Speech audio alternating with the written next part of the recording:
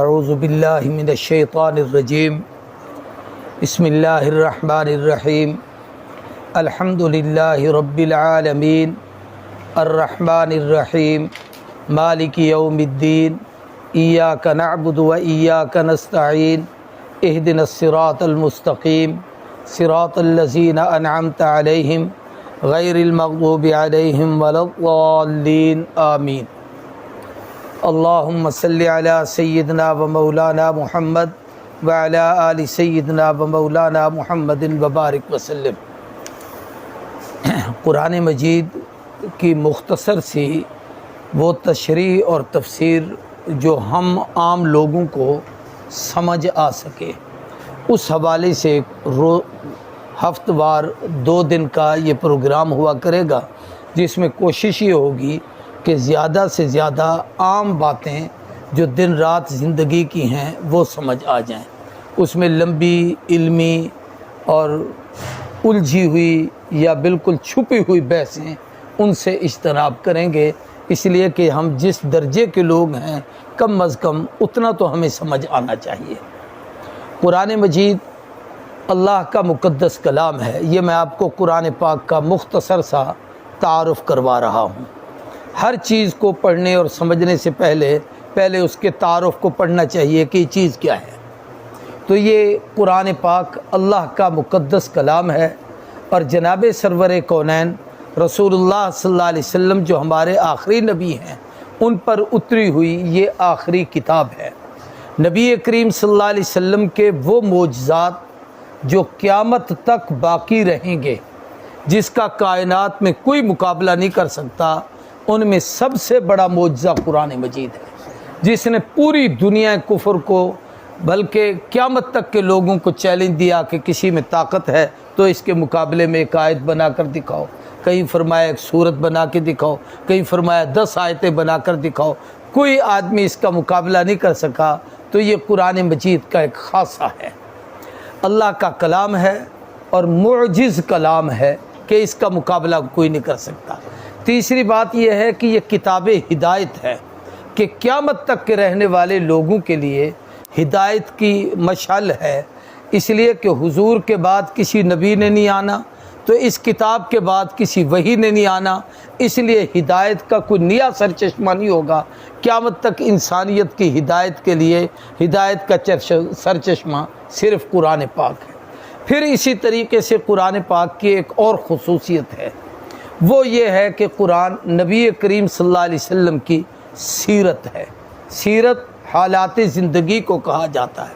ام المؤمنین سیدہ عائشہ صدیقہ نے فرمایا تھا، کان خلقہ القرآن، الحمد سے والناس تک سارا قرآن حضور کی سیرت ہے، یعنی اس کو پڑھتے جاؤ، حضور کی زندگی کو دیکھتے جاؤ تو آپ کو سمجھ آئے گا کہ اللہ کے نبی نے کوئی کام نہیں کیا جو قرآن میں ہو، اور قرآن نے کوئی ایسی بات نہیں بتائی جس پر حضور نے عمل نہ کیا ہو۔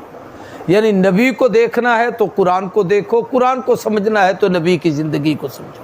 یا اس کو اس سے بھی آسان کہہ دوں تو وہ یہ ہے کہ جب تک قرآن اترتا رہا، حضور نے بتایا یہ کلام خدا ہے، اور جب حضور دنیا سے چلے گئے تو قیامت تک قرآن بتا رہا ہے کہ وہ رسول خدا ہے۔ قرآن نبی کا تعارف کراتا ہے اور نبی قرآن کا تعارف کراتا ہے، اس سے بڑی کتاب کائنات میں کوئی نہیں ہے۔ پھر قرآن مجید کے یہ چند خصوصیات میں نے آپ کے سامنے عرض کی۔ قرآن مجید کا ایک تعارف جسے ہمارے بزرگوں میں ایک عالم گزرے ہیں مولانا عبد الشکور الدین پوری، وہ بڑے سادہ لفظوں میں بتاتے تھے کہ بھیجنے والا اللہ ہے، لے آنے والا جبریل روح اللہ ہے، جس پہ نازل ہوا محمد الرسول اللہ ہے، اس کتاب کا نام کلام اللہ ہے، اس کی پہلی صورت الحمدللہ ہے، اس کی پہلے پڑھنے والی جماعت اصحاب رسول اللہ ہے، اس کے معلم محمد الرسول اللہ ہے، جو پڑھ کر عمل کرے تو ولی اللہ ہے، بادشاہ پڑھے تو عبداللہ ہے، عورت پڑھے تو امت اللہ ہے، عام آدمی پڑھے تو وہ عبداللہ اللہ کا بندہ ہے، اور جناب جو اس پر پڑھ کر عمل کرے تو وہ ولی اللہ ہے۔ اور یہ وہ کتاب ہے جس میں 2698 دفعہ لفظ اللہ استعمال ہوا ہے۔ یہ بڑا خوبصورت سا جامع تعارف ہے۔ ہمارے ایک بزرگ گزرے ہیں لاہور میں، مولانا احمد علی لاہوری، جنہوں نے 40 سال قرآن کا درس دیا تھا۔ وہ فرماتے تھے کہ میں ریلوے اسٹیشن پر ہوں، اس زمانے میں گاڑیاں چلتی تھیں، میں گاڑی پر چڑھ رہا ہوں، میرا ایک پاؤں زمین پر ہو، ایک گاڑی کے پائیدان پر ہو، اور ڈرائیور ہارن دے چکا ہو، گارڈ گھنٹی چلا چکا ہو، گاڑی چلنے والی ہو، اور مجھ سے کوئی پوچھے پورے قرآن کا خلاصہ کیا ہے یہ 30 پاروں کا، تو میں اسے کہوں گا اللہ کو عبادت سے راضی کرنا، حضور صلی اللہ علیہ وسلم کو اطاعت سے راضی کرنا، اور مخلوق کو خدمت سے راضی کرنا، یہ قرآن ہے۔ سارے قرآن کا نچوڑ یہی ہے، اللہ کی عبادت کرو، محبوب کی اطاعت کرو، مخلوق کی خدمت کرو۔ یہ جو ہمارے تبلیغ والے اس میں اکرام مسلم بتاتے ہیں نا، یہی ہے مخلوق کی خدمت۔ اتباع رسول بتاتے ہیں تو یہی ہے کہ رسول اللہ کی اطاعت کرو۔ اللہ کی توحید بتاتے ہیں تو اللہ کی عبادت، یہ سارے قرآن کا نچوڑ اور خلاصہ ہے۔ اب قرآن پاک کا ایک خاص مضمون ہے، اس کی 2-3 باتیں عرض کر کے پھر اس صورت کو میں مکمل کرنا چاہتا ہوں۔ قرآن مجید کے 5 حق ہیں۔ ہمیشہ حقوق کی جنگ دنیا میں لڑی جاتی ہے، یہ بھی ساری جنگ حق کی ہے۔ یہ پانی میرا ہے، میں لڑ مروں گا، یہ چیز ہماری ہے، ہم لے کے رہیں گے، یہ زمین میری ہے، میں اس پہ کسی کو نہیں آنے دوں گا، حقوق کی دنیا ہے۔ اب قرآن پاک کا ایک خاص مضمون ہے، اس کی 2-3 باتیں عرض کر کے پھر اس صورت کو میں مکمل کرنا چاہتا ہوں۔ قرآن مجید کے 5 حق ہیں۔ ہمیشہ حقوق کی جنگ دنیا میں لڑی جاتی ہے، یہ بھی ساری جنگ حق کی ہے۔ یہ پانی میرا ہے، میں لڑ مروں گا، یہ چیز ہماری ہے، ہم لے کے رہیں گے، یہ زمین میری ہے، میں اس پہ کسی کو نہیں آنے دوں گا، حقوق کی دنیا ہے۔ تو جب تک کوئی آدمی کسی کا حق نہ ادا کرے، نہ دنیا میں اس کی کامیابی ہے، نہ آخرت میں کامیابی۔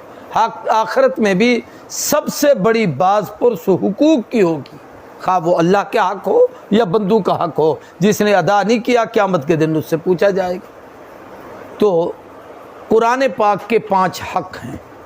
سب سے پہلا حق یہ یاد کرنے کی چیز ہے، یہ قرآن جو میں نے آج آپ کے سامنے رکھے ہیں، یہ میں نے آپ کے لیے کراچی سے ایک خاص نسخے منگوائے تھے، جن میں ترجمہ نہیں ہے، مضامین ہیں کہ اس لفظ میں قرآن کیا سمجھانا چاہتا ہے، اس جگہ پر قرآن کیا بتانا چاہتا ہے۔ اس کے ارد گرد بہت ساری جگہ کھلی ہوئی ہے، اگر آپ کے پاس اپنے قلم ہوں اور لایا کریں تو اپنے لیے اگر کوئی شخص اس قرآن مجید کی اہم باتیں ساتھ ساتھ لکھے تو جب وہ مکمل پڑھ لے گا قرآن ہم اس کو دے دیں گے، ورنہ یہ مدرسے کی امانت ہیں سارے کے سارے۔ تو یہ ہم نے آپ کے لیے بڑی دور سے، کراچی میں ہمارے ایک عالم دوست ہیں، مجھ سے تو عمر میں چھوٹے ہیں لیکن اللہ نے اس سے بڑا کام لیا ہے، تو انہوں نے یہ لکھا تو انہوں نے کچھ نسخے میرے پاس بھجوائے۔ تو پہلا حق قرآن مجید کا ایمان بالقرآن، قرآن کو ماننا۔ تبلیغ والے ایک بات کہا کرتے ہیں کہ تعلمنا الایمان ثم تعلمنا القرآن، کہ صحابہ کہتے تھے ہم نے پہلے ایمان سیکھا پھر قرآن سیکھا۔ تو اس کا کیا مطلب ہوا کہ پہلے قرآن پر ایمان سیکھا کہ یہ اللہ کا کلام ہے، پھر ہم نے قرآن سیکھا، جب پتہ لگ گیا کہ رب کا کلام ہے اب پڑھ کر سمجھنا آسان ہو جائے گا۔ تو اس لیے پہلا حق ایمان بالقرآن۔ قرآن پر ایمان لانے میں چند چیزیں ہیں۔ ایک تو یہ ہے کہ یہ منزل من اللہ، اللہ سے اتری ہوئی کتاب ہے۔ دوسرا یہ کہ محفوظ کتاب ہے۔ تیسرا یہ کہ غیر مبدل، اس میں کسی قسم کی تبدیلی نہیں لائی جا سکتی۔ تو یہ قرآن پاک کا پہلا حق ہے۔ دوسرا حق ہے قرآن مجید کا تلاوت قرآن، کہ قرآن مجید کو پڑھنا، اس کی تلاوت کرنا، اور یہ حضور کے فرائض منصبی میں سے ہے، یتلو علیہم آیاتہ، کہ وہ پیغمبر قرآنی آیات کی تلاوت کرتے ہیں۔ تلاوت میں ضروری ہے کہ تلاوت کرنے کے لیے آدمی باوضو ہو، نہ اسے غسل کی ضرورت ہو نہ وضو کی ضرورت ہو، تب قرآن کو ہاتھ لگانے کی اجازت ہے، ورنہ لا یمسہ الا المطہرون، عام آدمی جو ناپاک حالت میں ہو اس قرآن کو ہاتھ نہیں لگا سکتا۔ حتیٰ کہ قرآن کے اوپر جو غلاف ہوتا ہے، یعنی چولی جس کو کہتے ہیں، جو اس کے اندر जुड़ी हुई होती है, उसको भी बग़ैर वज़ू के आदमी हाथ नहीं लगा सकता कि कुरान के साथ जुड़ने में वो भी इतनी मोहतरम है जितना कुरान मोहतरम है, उसका इतना बड़ा इकराम। हाँ, उसके ऊपर और कपड़ा हो। अगर किसी आदमी ने पढ़ना है और वज़ू नहीं और अचानक ज़रूरत पड़ गई है या किसी आयत को देखना है, तो ऐसा कपड़ा जो उसके जिस्म से जुड़ा हुआ ना हो, कुर्ता हो, यूं नहीं, तहबंद है यूं नहीं, अलहदा साफ सुथरे कपड़े से उसको यूं करके खोल सकता है, ऐसे जिस्म वाले कपड़े से भी उसको हाथ लगाना मकरूह है। ये कुरान मजीद का अदब है। एक अदब इसका ये है कि इसके पढ़ने के लिए तअव्वुज़ पहले पढ़ें। इज़ा क़रअतल कुरान फस्तइज़ बिल्लाहि मिनश शैतानिर रजीम, जब कुरान शुरू करो तो तअव्वुज़ अऊज़ु बिल्लाह ज़रूर पढ़ लिया। दूसरा ये है कि इसके शुरू में बिस्मिल्लाह पढ़ें। हर सूरत की इब्तदा में बिस्मिल्लाह है, लेकिन कुरान कहीं ख़त्म करके आपने कोई बात की है, फिर जब नए सिरे से शुरू करेंगे तो वहाँ बिस्मिल्लाह पढ़ के शुरू करेंगे। इसका भी कुरान मजीद को ऊंची जगह पर रखना, ख़ुद ऊपर बैठे हो कुरान नीचे हो, ये जायज़ नहीं। कुरान की तरफ पाँव करना, पीठ करना गुनाह है, ये बेअदबी है। बाज़ अनपढ़ जाहिल लोग इस किस्म का काम करते हैं। जाहिल हर जगह होते हैं। मुझे एक आदमी का लगा जी मक्के में कुछ लोग ऐसे करते हैं, तो मक्के में कौन से सारे शेखुल हदीस और मुफ्ती बैठे हैं? अनपढ़ जाहिल लोग होते हैं, बाहर के बद्दू देहाती जाते हैं, ऊँटों के चरवाए होते हैं, उनको पता ही नहीं होता कि इसका अदब क्या है। वो ऐसे ही समझते हैं जैसे कोई किताब रखी हुई है, या जैसे हमारे यहाँ कोई अनपढ़ आदमी हो, उसे कहा तो कुरान उठाएगा, वो कहेगा ऐसे कुरान तो 10 मेरे सर पे रखो, इसलिए कि उसको इसकी अहमियत का पता नहीं है। तो कुरान मजीद के आदाब में ये है कि ऊंचा रखें और फिर खुशू व खुजू से पढ़ें। कुरान को हम लोग अपने मकसद के लिए इस्तेमाल करते हैं, ये एक बड़ा जुर्म है हमारा। अपना मकसद क्या? भाई ज़रूरत पड़ गई है फ़लाँ काम की, तो मौलवी साहब ने कहा फ़लानी सूरत पढ़, तुझे ये हो जाएगा। अब अपनी ज़रूरत है, रब के लिए कुरान को नहीं पढ़ा। भाई फ़लाँ मुसीबत टल जाए, ये सूरत पढ़ा लो। मैं मकान का इफ्तिताह करा रहा हूँ, चलो यासीन इतनी दफ़ा यहाँ पढ़ा लो। भाई ये सारी खैर है, बरकत है, लेकिन इसमें अपनी ज़रूरत है, अल्लाह की रज़ा नहीं है, रब के लिए नहीं। कुरान को अल्लाह की रज़ा के लिए पढ़ना चाहिए। सहाबा इकराम यौमिया ख़त्म करने वाले लोग भी कुछ थे। 3 दिन में तो वैसे हुजूर सल्लल्लाहु अलैहि वसल्लम ने इजाज़त दी थी। हफ्तावार हर हफ्ते 7 दिन में एक ख़त्म, ये तो सहाबा के मामूल में से था, इसलिए 7 मंजिलें हैं कि एक मंजिल रोज़ाना पढ़ो, वरना महीने में एक मरतबा एक पारा रोज़ाना पढ़ो। इतना भी तौफीक नहीं तो शेखुल हदीस मौलाना ज़करिया ने लिखा है कि साल में 2 दफ़ा पढ़ना ये कुरान का हक़ है। जो इतना नहीं पढ़ता वो कुरान का हक़ भी अदा नहीं करता। तो कुरान मजीद का दूसरा हक़ इसकी तिलावत है। तीसरा हक़ ये है कि तिलावत के बाद इसको समझें, ये क्या कहता है। इस वक्त हमारे पास सारा दीन हमसे निकल गया है, ये बड़ी गौर की बात है। तीसरा हक़ ये है कि तिलावत के बाद इसको समझें, ये क्या कहता है। इस वक्त हमारे पास सारा दीन हमसे निकल गया है, ये बड़ी गौर की बात है। हमारे पास कोई चीज़ ऐसी नहीं जिसको हम ये कहें ये हमारे पास दीन की है। 2 चीज़ें बाकी हैं। एक कुरान है कि हर घर में है, कोई पढ़े ना पढ़े रखते हैं। दूसरी चीज़ नमाज है। भाई चलो अजानें होती हैं, मस्जिदों में आते हैं, जमात से पढ़ते हैं, घरों में हैं तो पढ़ लेते हैं, नमाज पढ़ते हैं, लेकिन दोनों के पढ़ने में समझते दोनों को नहीं है। कुरान में अल्लाह बातें करता है बंदों से, सारा कुरान रब की बातें हैं, और हदीस में नमाज में बंदा बातें करता है रब से, सुबहानका अल्लाहुम्मा व बिहम्दिका व तबारक अस्मुका व तआला जद्दुका। अब ये बंदा रब से बातें कर रहा है। तो अजीब बात है कि अल्लाह हमसे बातें करे तब भी हमें पता नहीं कि अल्लाह क्या कह रहा है। कितने हम बेवकूफ़ और नादान हैं। और जब हम रब से बातें करते हैं, नमाज पढ़ते हैं, तो तब भी हमें पता नहीं होता हम नमाज में क्या कह रहे हैं। तो सोचने की चीज़ है, इसलिए कुरान को समझना, पढ़कर पढ़ना भी इसका हक़ है, समझना इसका हक़ है। तीसरा हक़ ये है कि इसके समझने के बाद اس کی عملی زندگی میں اس کو ڈالنا، اس کے حلال کو حلال سمجھنا، حرام کو حرام سمجھنا۔ یہ جو حدیث کی کتابوں میں آتا ہے کہ قیامت کے دن قرآن پڑھنے والے کو کہا جائے گا پڑھتا جا، جنت پہ زینوں پہ چڑھتا جا، جہاں تیری والناس وہاں تیرا مقام ہوگا، یہ عام آدمی کے لیے نہیں ہے۔ حدیث میں وضاحت ہے، جو اس کے حلال کو حلال جانے، اس کے حرام کو حرام جانے، اس کے مطابق زندگی گزارے، اس کو کہا جائے گا۔ اس لیے عمل بالقرآن، ایمان بالقرآن، تلاوت قرآن، عمل بالقرآن اور فہم قرآن، اور چوتھی چیز عمل بالقرآن، اور پانچویں چیز ہے کہ قرآن کو پڑھنے اور سمجھنے کے بعد اس پر عمل کریں، پھر اس کی اشاعت کریں، لوگوں کو اس کی دعوت دیں۔ قرآن مجید، یہ جو حدیث ہے نا، خیرکم من تعلم القرآن وعلمہ، تم میں اچھا وہ جو پڑھے اور پڑھائے۔ پڑھنے میں تو آپ پڑھنے والے بیٹھ گئے، پڑھانے والوں میں ہر وہ شخص شامل ہے جو اس کی پڑھائی کا کوئی ذریعہ بنے گا۔ کسی نے آپ کو قرآن بھیج دیے، وہ آپ کے پڑھانے میں شامل ہے۔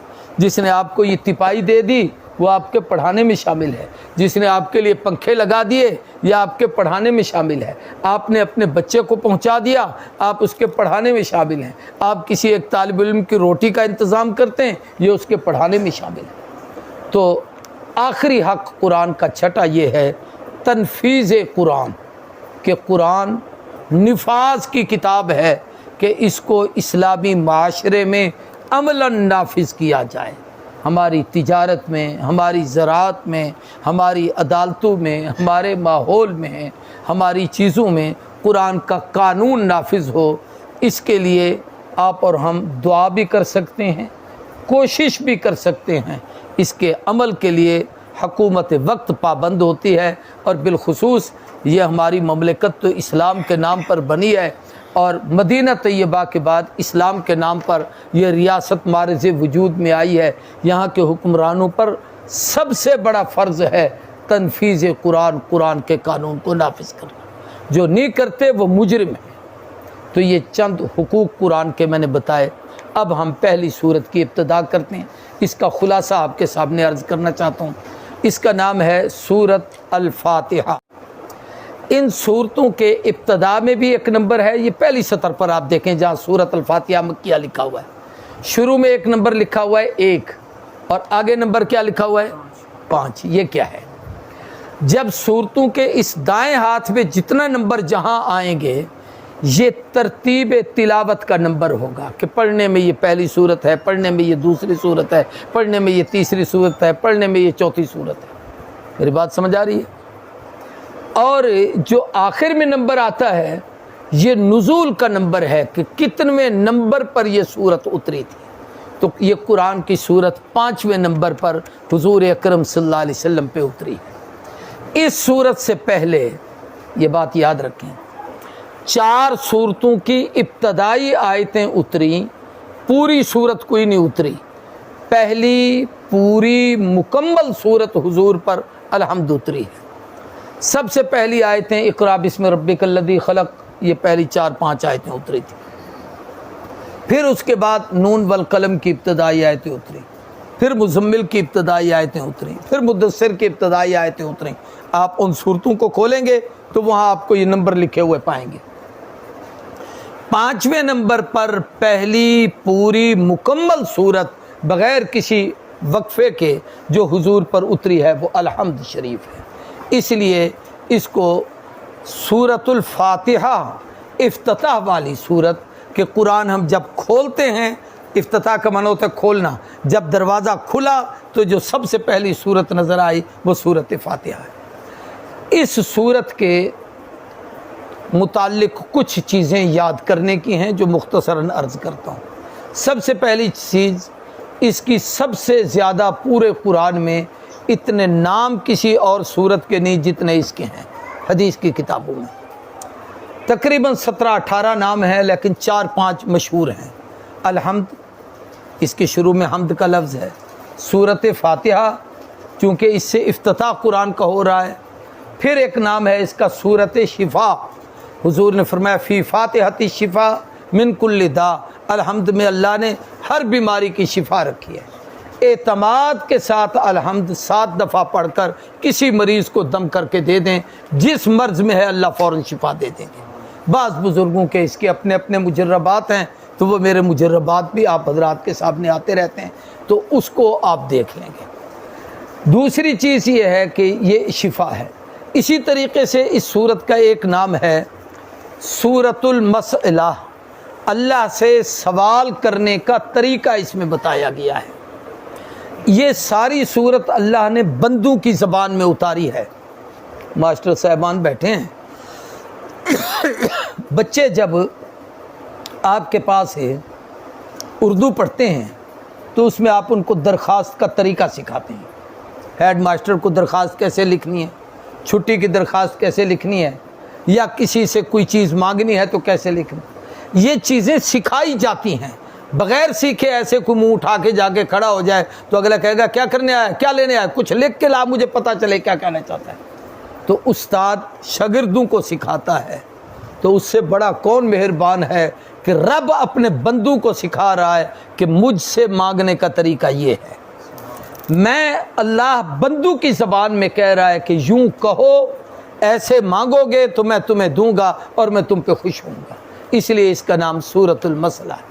ایک حدیث میں آتا ہے اس کا نام سورہ کنز، کنز عربی میں کہتے ہیں خزانے کو، یہ خزانے والی سورت ہے۔ کیا مطلب؟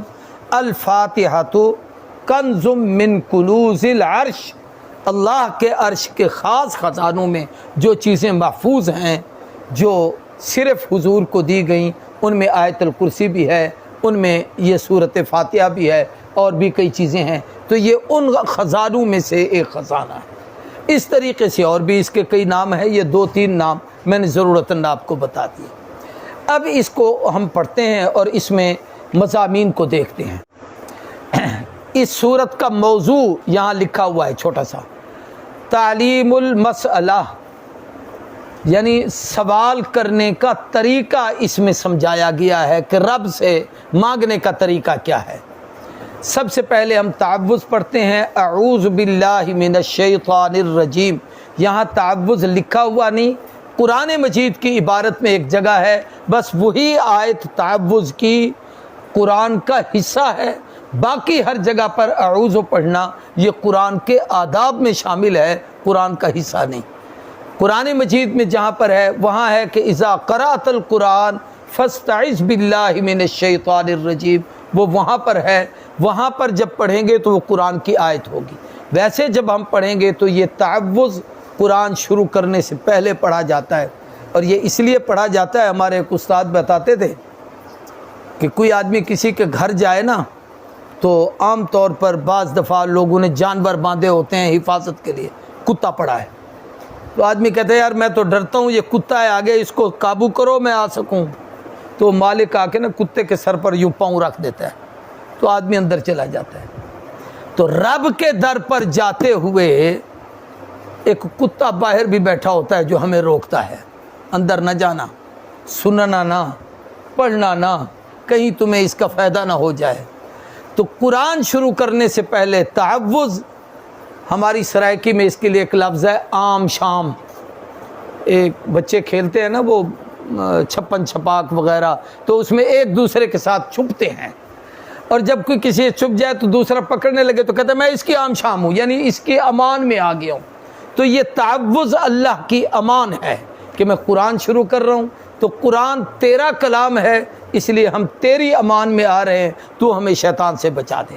اعوذ باللہ، پناہ مانگتا ہوں میں اللہ کے ساتھ، الشیطان، شیطان سے، الرجیم جو مردود ہے، رجیم رجم سے ہے، رجم کا معنی ہوتا ہے پتھر مارنا۔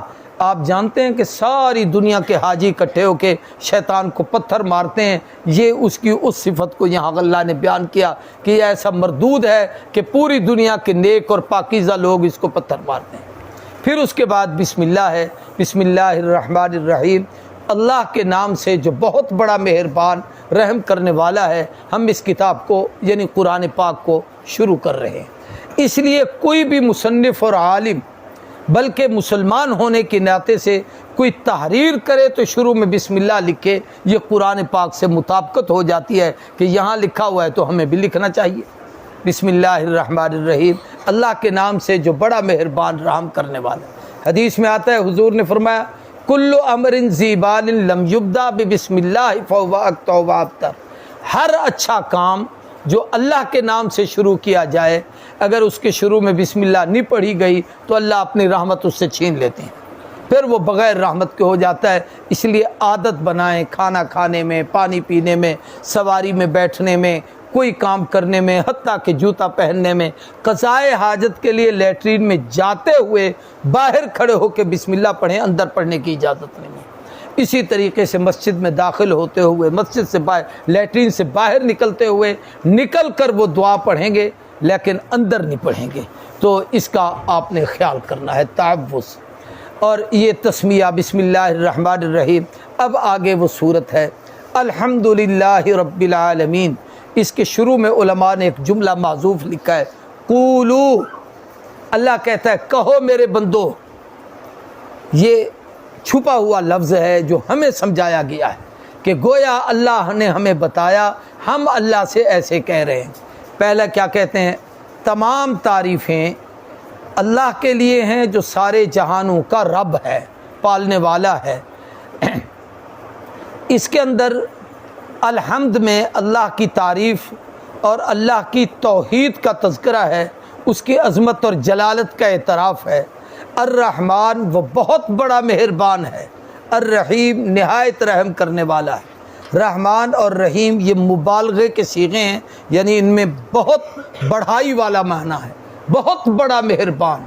علماء نے لکھا ہے اس میں مبالغہ عام ہے کہ اللہ مہربان ہے اپنوں کے لیے، غیروں کے لیے، مومنوں کے لیے، کافروں کے لیے، سجنوں کے لیے، دشمنوں کے لیے، سب کو دیتا ہے۔ اور الرحیم میں مبالغہ جو ہے وہ خاص ہے کہ خوب دیتا ہے لیکن ایمان والوں کو دیتا ہے، کافروں کو نہیں دیتا۔ تو رحمان دنیا میں ہے، رحیم آخرت میں ہے۔ مالک یوم الدین، وہ اللہ قیامت کے دن کا مالک ہے، یعنی قیامت کا قبضہ، کنٹرول اسی کا ہے۔ دنیا میں بھی وہی مالک ہے لیکن عارضی طور پر یہاں کچھ کو کوئی چیئرمین ہے، کوئی صدر ہے، کوئی جناب علاقے کا نمبردار ہے، کوئی ذمہ دار ہے، کوئی کسی کمپنی اور کسی ادارے کا سربراہ ہے تو وہ اپنے آپ کو بڑا سمجھتا ہے، لیکن وہاں کوئی نہیں ہوگا۔ لمن الملک اليوم للہ الواحد القہار، اللہ کی حکومت ہوگی۔ تو اس لیے مالک یوم الدین، اللہ قیامت کے دن کا مالک ہے۔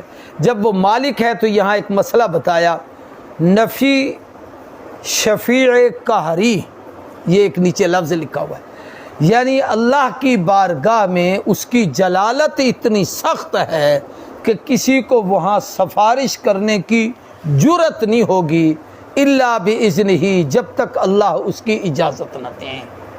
اس لیے حضور صلی اللہ علیہ وسلم بھی اگر شفاعت کریں گے تو وہ اللہ تبارک و تعالیٰ کے امر اور حکم کے بعد۔ آگے فرمایا ایاک نعبد و ایاک نستعین، ہم تیری عبادت کرتے ہیں اور ہم تجھ ہی سے مدد چاہتے ہیں۔ یہ بندے کا اپنا تعارف ہے۔ اہدنا الصراط المستقیم، اے اللہ، اظہار مطلب کہ ہم اللہ کے حضور یہ دعا کیوں مانگ رہے ہیں کہ اے اللہ ہمیں ہدایت دے سیدھے راستے کی۔ اب صراط مستقیم کیا ہے؟ صراط الذین انعمت علیہم، وہ راستہ جن پر تو نے انعام کیا۔ اس میں سب سے پہلی ہستی نبی کریم صلی اللہ علیہ وسلم اور انبیاء، پھر صدیقین، پھر شہداء، پھر صالحین، ان کے راستے پر چلا۔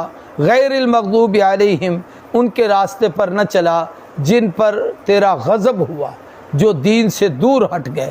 ولا الضالین، اور نہ گمراہوں کے راستے پر چلا اس لیے کہ وہ ہدایت سے بھٹک گئے ہیں۔ یہ اس قرآن کا، اس سورت کا مختصر ترجمہ ہے۔ اب اس میں 3 حصے ہیں اس کے۔ پہلا حصہ ہے اللہ کی تعریف، دوسرا حصہ ہے بندے کا تعارف، تیسرا حصہ ہے اللہ سے طلب۔ پہلے رب کی تعریف کی، تو بڑا مہربان ہے، تو رحیم ہے، تو قیامت کے دن کا مالک ہے، تو ہمارا رب ہے، سارے جہانوں کو پالنے والا ہے۔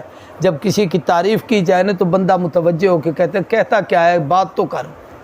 تو آدمی پھر اپنا تعارف کراتا ہے، جناب میں تو آپ کا نوکر ہوں، آپ کا غلام ہوں، میری تو آپ کے سامنے کیا اوقات ہے، میں تو آپ کے در کا غلام ہوں۔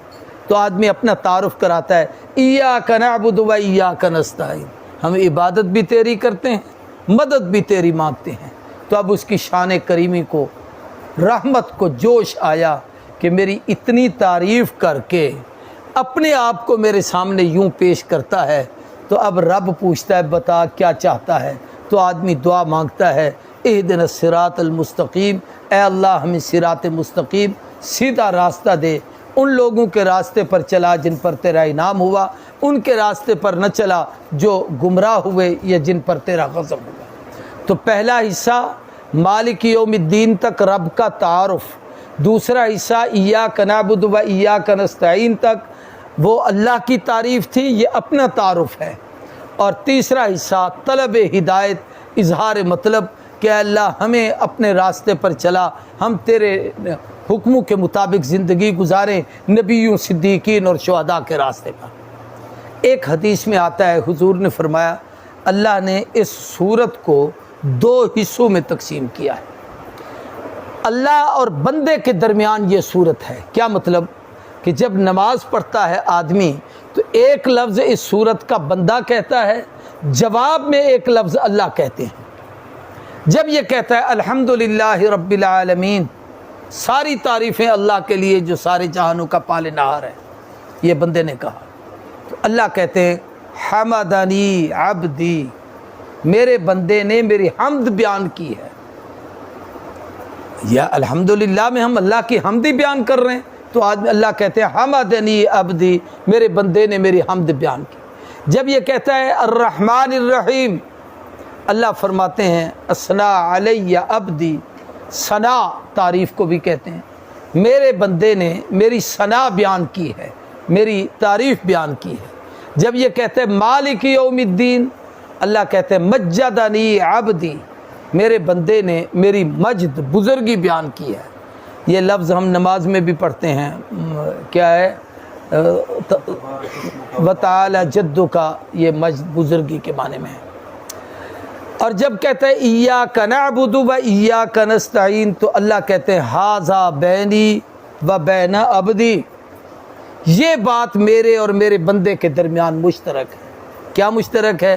کہ عبادت وہ کرتا ہے، عبادت کے لائق میں ہوں، مدد وہ مانگتا ہے، عطا میں کرتا، اور جب دعا مانگتا ہے اہدنا الصراط المستقیم سے آخر تک، تو اس کے جواب میں اللہ فرماتے ہیں کہ ما سألنی عبدی اتیتہ، جو کچھ میرے بندے نے مانگا میں نے اس کو دے دیا۔ اس لیے ایک حدیث میں آتا ہے کہ اللہ فرشتوں کو کہتے ہیں یا ملائکتی اشہدوا ما سألنی عبدی اتیتہ، اے میرے فرشتوں گواہ ہو جاؤ، میرے بندے نے جو کچھ مانگا میں نے اس کو دے دیا ہے۔ تو یہ اس صورت کا مختصر ترین خلاصہ، اس سے زیادہ میرے خیال ہے میں اسے اور مختصر نہیں کر سکتا تھا، آج ہم نے پڑھ لیا اور ختم کر دیا۔ کل انشاءاللہ سورہ بقرہ کی ابتدا کریں گے اور اس کے پہلے رکوع کو مختصراً بیان کریں گے۔ اللہ عمل کی توفیق عطا فرمائے۔ یہ کیا ہے جی؟ ہفتے میں 2 روزہ کلاس ہوا کرے گی، ہفتہ اور اتوار کو۔ دورانیہ اس کا مغرب سے عشاء ہے۔ مرد حضرات کی کلاس بعد از مغرب تا عشاء، اور خواتین کے لیے صبح 9 بجے کلاس۔ اگر بہنیں بیٹیاں شامل ہونا چاہیں تو وہ اس کلاس میں شامل ہو سکتے ہیں۔ صبح 9 بجے میں بنات کو تفسیر پڑھاتا ہوں، تو ان کا وہ سبق ہوتا ہے، اس میں وہ شریک ہو سکتے ہیں انشاءاللہ العزیز۔ خواتین کی کلاس صبح سے شروع ہوگی، ویسے وہ شروع ہے، اب جو آئیں گی اس میں شریک ہو جائیں گی۔ یہ اعلان آخر میں فرما دیں تاکہ ویڈیو میں بھی ریکارڈ ہو جائے اور آگے اس کا سب کو پتہ بھی چل جائے۔ جزاک اللہ۔ الحمدللہ رب العالمین والصلاة والسلام علی سید الانبیاء والمرسلین۔ یاد رکھیں قرآن مجید مکمل ختم کرنے کے بعد جب بھی کوئی سبق پڑھا جائے تو آخر میں قبولیت دعا کے جو مختلف مقامات ہیں ان میں سے ایک قرآن کو پڑھ کر دعا مانگنا ہے۔ ہم نے چونکہ پڑھا ہے تو اس وقت کی دعا قبول ہوتی ہے الحمدللہ رب، خصوصاً اپنے اعزاء اقربا، عزیزوں، رشتہ داروں کے لیے، زندوں کے لیے، بیماروں کے لیے، فوت شدگان کے لیے پورے انہماک اور خلوص سے دعا مانگا کریں۔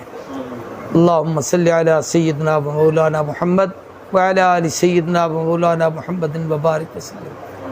سبحانک اللہم و بحمدک نشہد ان لا الہ الا اللہ نستغفر اللہ نسألک الجنۃ الفردوس و نعوذ بک من النار لا الہ الا انت المیسر لکل عسیر انک علی کل شیء قدیر یا الہنا و الہ کل شیء الہ واحد لا الہ الا انت المیسر لکل عسیر۔ اے اللہ ہم سب کی اس حاضری کو قبول فرما، جو ہم نے کہا سنا عمل کی توفیق عطا فرما، ہر خیر اور بھلائی ہمارا نصیبہ بنا، ہر شر اور برائی سے ہم سب کو محفوظ کر۔ صلی اللہ تعالی علی خیر خلقہ محمد وعلی آلہ وصحبہ اجمعین، آمین برحمتک یا ارحم الراحمین۔